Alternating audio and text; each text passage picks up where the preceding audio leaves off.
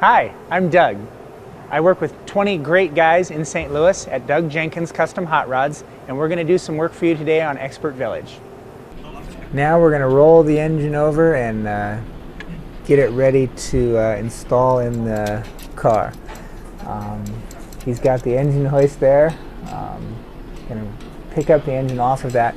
If you saw the earlier videos, we used a forklift to put the engine up on the engine stand, but that was real quick and real easy, and we just wanted to go fast.